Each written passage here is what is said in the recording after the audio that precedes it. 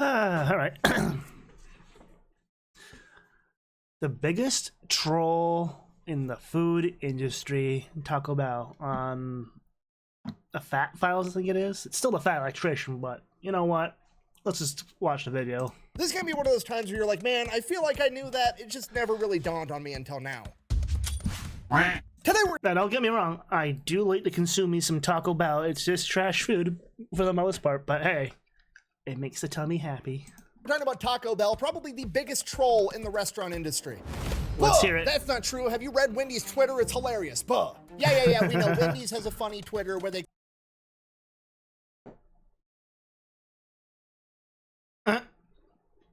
Jeez. clap back at people in the comment section. Okay, what I need you to understand is that Taco Bell has been out here actively trolling entire government agencies, and they've been doing it since back in the 90s before the internet made that shit easy. They're quite literally one of, if not the only pioneer of meme-style marketing. And we're gonna get into it right after word from our sponsor. This video is brought to you by Sheath. Okay, look, I'm not gonna overcomplicate this. It's underwear with a pocket inside so you can stick your junk in it so your balls aren't stuck to your thigh.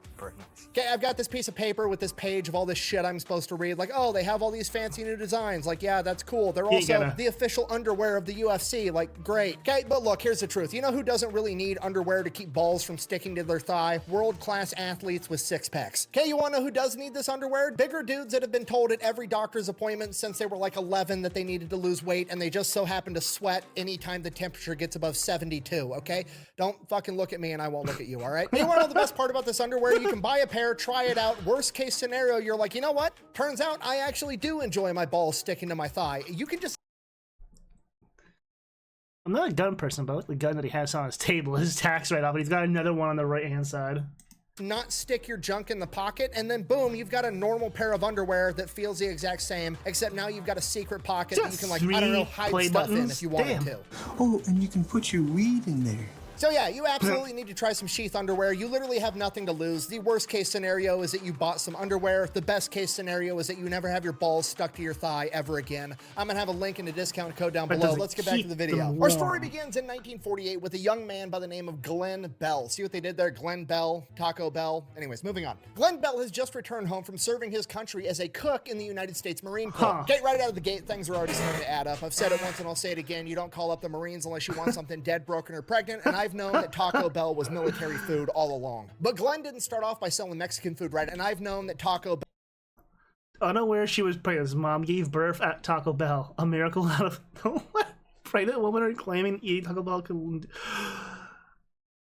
It's not even that long ago. Bell it is, military it's not, but still, food all Jesus. along. But Glenn didn't start off by selling Mexican food right out of the gate. He actually opened up a hot dog stand in San Bernardino, California, known as Glenn's Drive-In. And things go absolutely awesome. They go so awesome that after a couple of years, he opens up a second location and expands into not only selling hot dogs, but also selling hamburgers. 15-cent hot another dogs. restaurant comes into San Bernardino, California, and they're also just trying to sell a bunch of hamburgers, a little company called McDonald's. So Glenn decides, you know what? I'm not going to try to out hamburger McDonald's. I'm going to go ahead and make a slight alteration to my menu. I'm not going to sell hot dogs and hamburgers anymore. I'm going to start selling tacos. And my favorite little fun fact about this is that Taco Bell's taco sauce is actually Glenn Bell's original recipe for the chili in his chili dog.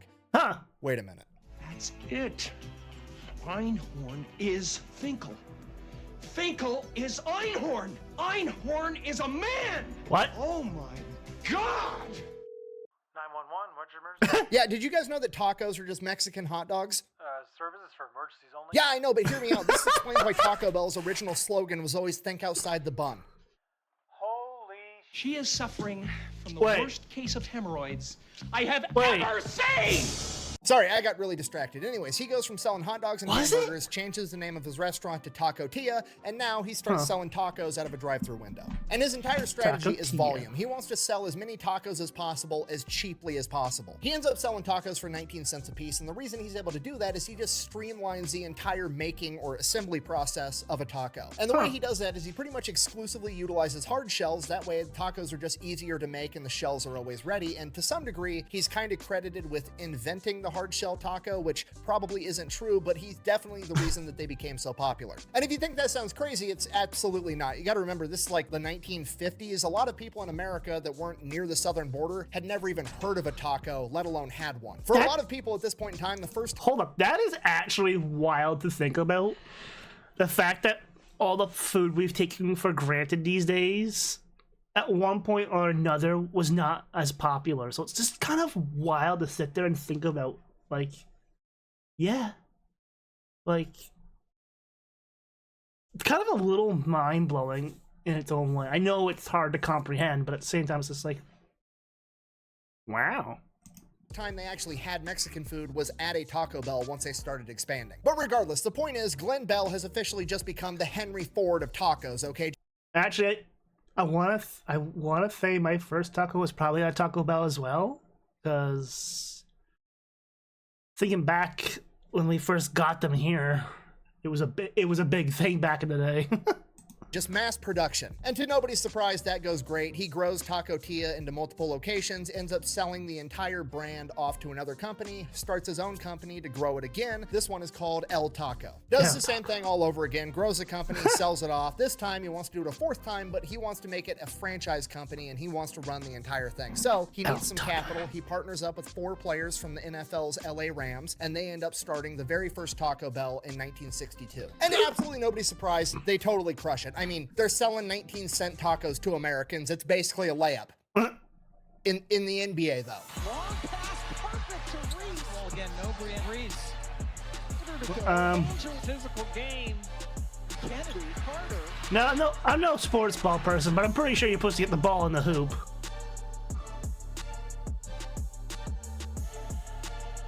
Anyways, within 5 years of being in business, they're doing so well that by 1967, other successful fast food franchises are looking to cut in to this fast food Mexican niche. So Pizza Hut actually starts their own restaurant called Taco Boy, ends up being a huge failure. They cannot out-taco the... Hold up. Pizza Hut had Taco Boy. I didn't... Okay, I have to wonder now, is the McDonald's hot dog a fever dream, or did it actually happen once upon a time? Sorry for that pause, that's just not flattering. Fast forward 10 more years, they crush it the entire time, and then in 1978, they actually do end up getting bought out by a larger company, Pepsi. What? Omelet sausage. Okay, and this is the most important part of the story because this is where shit gets completely out of hand, okay? Pepsi also bought a bunch of other restaurants right around the same time, like KFC and Pizza Hut. But Wait, Pepsi wasn't out there buying all these restaurants because they were trying to make money off of the restaurant, right? They didn't think they could sell tacos better than Taco Bell. They didn't think they could sell pizza better than Pizza Hut. They bought them so that they could beat Coke. You see, because at this point in time, Coca-Cola is number one. It's not even close. It still Everybody is prefers for Coke, most and people. Coke is in every restaurant in America. It's brand. And Pepsi realizes that they need to be able to get their soda into restaurants so that people are forced to try it. Here comes the airplane. There you go. Open into the hangar. There you go. Yeah, eat it. Put it in your mouth, but just eat it. God, I hate it. And at this point, pretty much no restaurants in America are going to willingly carry Pepsi products because everybody wants Coke and they don't want to have to tell every customer, is Pepsi okay? So in PepsiCo's mind, in a complete just gangster big dick move, they're like, you know what? Fuck it. We're just going to force restaurants to carry Pepsi. We're going to buy out entire restaurant chains and then force them to carry Pepsi products, which is going to force the customer to drink Pepsi, and then we're going to get a following. And why this is important to Taco Bell's story is because the new owner of Taco Bell doesn't really give a shit about tacos. Okay, new mission is not to sell good quality Mexican food at a fair price. No, the new mission is get as many motherfuckers through the door as possible and force them to try Pepsi. And at this point, Taco Bell, aka the restaurant founded by a Marine, is like, I'm gonna do dumb shit and troll everybody. Which, to be fair, is a really reasonable reaction when your entire company basically gets turned into a front to waterboard people with Pepsi. Okay, we're just gonna take the shenanigans from the top, okay? In 1992, Taco Bell hired Johnny Cash to be their spokesperson, right? And I know what you're thinking. Why is that funny? Johnny Cash is awesome. Sounds like a great spokesperson. A, I completely agree. But B, it's funny because he's the guy that got famous for singing The Ring of Fire. Okay, moving right along, the very next year, 1993, Demolition Man the movie comes out. Okay, hold on, wait, is that where the whole Taco Bell bum stuff started from? Was that Johnny Ring of Fire basically thing connection? Because that would make so much sense now, because there's always so many people who reply, oh, dude, Taco Bell last night. It's like, yeah, funny joke, get it. But it's like, wait a minute, is that how it started? Is that the origin point? Okay, for those of you that are not familiar with this cinematic masterpiece, here's the entire plot line. We're gonna take Rocky, we're gonna put him inside of a popsicle, and then we're gonna thaw him out like 100 years in the future so that he can fight Blade with blonde hair. So Taco Bell jumps in and they're like, you know what? Make us every single restaurant in the future. During the storyline of this movie, have a little offshoot where you pepper in the fact that every restaurant in the world is now Taco Bell because there was restaurant wars and Taco Bell fucking won. Okay, the longer this story goes on, the more sense it makes that it was founded by a Marine. By the time 1996 rolls around, they decide. I gotta backtrack that real quick.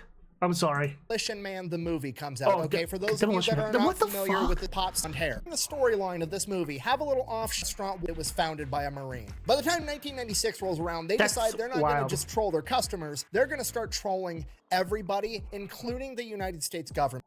To be fair, though, I have seen and I've been watching a lot of older movies lately, and I've seen so much product placement in them, mostly Coke and Pepsi, to be honest, because those two are like even in movies. So it's just like. So what they did for April Fools in 1996 is they took out a full-page ad in the 7 biggest newspapers in America, claiming that Taco Bell had reached an agreement with the U.S. government to purchase the fucking Liberty Bell, and that they were renaming it the Taco Liberty Bell instead. Now, bear in mind, this is 1996. I kind of remember Public outcry is still moving pretty slow. There's no Twitter, there's no social medias where people can just immediately be a reactionary at the drop of a hat. No, if you want to be upset about something, you've got to write a letter, or you've got to go get a phone book, track down somebody's phone number, and call them. There was so much. Yeah, that was the day. That was the day. Everything was snail speed.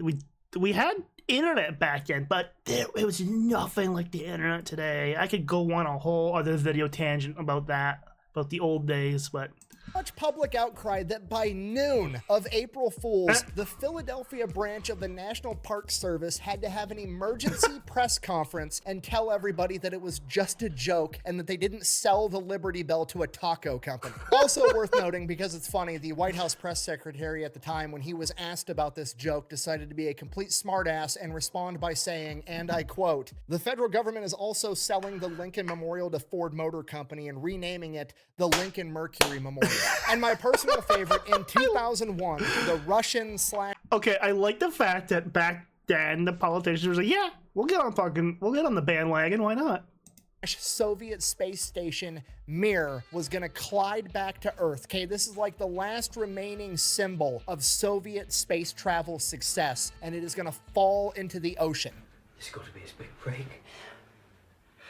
We've got to fuck with him. So Taco Bell is like, fuck it, we're gonna get a giant inflatable target and stick it in that part of the ocean with a big ass bullseye that says free tacos here. And if the Russians can manage to hit this fucking target with their space station, we're gonna give free tacos to everybody in America. Okay, this is why Pepsi's my favorite soda brand. Do I like the taste? No, but I just like how much they hate the USSR. Okay, for those of you a little fuzzy on the timeline, the USSR disbanded in 1991, right? 6 years later, in 1997, Pizza Hut, the other restaurant owned by Pepsi, gets Mikhail Gorbachev, the former leader of the USSR, to appear in a Pizza Hut commercial to send the very clear, very loud message of communism can't out Pizza the Hut. And now, 4 years after that, the Mir space station, the last remaining symbol of Soviet success at literally anything, is about to fall out of orbit and collide with the planet, and a taco company is putting a giant target in outer space, offering free tacos to the entire country that beat them in the Cold War if they manage to hit this target with any remnants of this Soviet space station. Not only is this going to maximize the amount of people watching with anticipation as one of the last living memories of the Soviet Union dies, it's also one giant last middle finger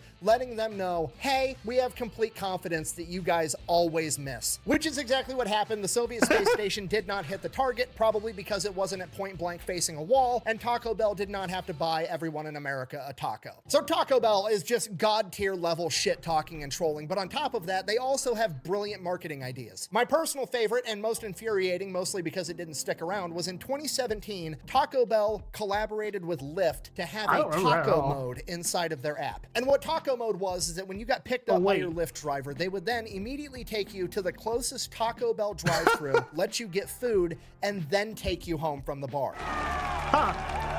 Interesting.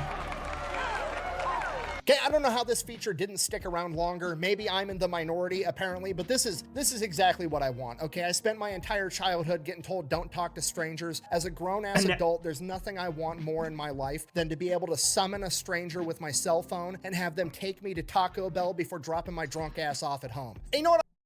You know what's bad?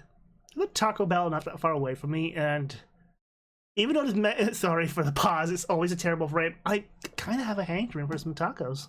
I'm gonna order all the ridiculous shit they've had on the menu over the years, because remember, they're only there to push Pepsi products. They don't care about having good quality Mexican food, and that's why they've essentially turned their entire menu into a circus show. I love it. The entire menu is just like the shit that you would talk about with your buddies when you were like drunk or high. Like, bro, you know what would sound good if we made a quesadilla and then turn that quesadilla into the shell for a burrito? We'll call it the quesarito. Oh man, this crunch wrap sure is good. You know what would make it better? If we replaced the hard shell tortilla on the inside with a giant fucking Cheez-It. And you know what? While we're at it, we might as well make the hard shell tacos shell a giant Dorito. Why not? So yeah, in conclusion, that is the story of Taco Bell. That time that a Marine came home from World War II, started a Mexican hot dog restaurant that somehow perfected the art of shit-talking, trolling, and creating weird menu items, all on its quest to force people to drink Pepsi. Thank you for watching. Best way to support the channel is go buy some merch over at thefatelectrician.com. Quack bang, out. Yeah. I think he mentioned that Pepsi owns KFC as well, and that makes sense, but because here, the KFCs and Taco Bells are usually in the same facility. I know, it's weird. But I had no idea it started off as a Marine thing. Taco Boy from Pizza Hut there. I was like, Taco Boy, come on.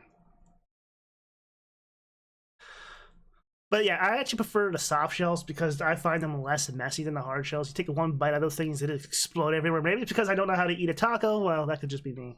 Skill issue, I guess. But anyways, that was a nice short one, and we'll catch you on the next one. Bye.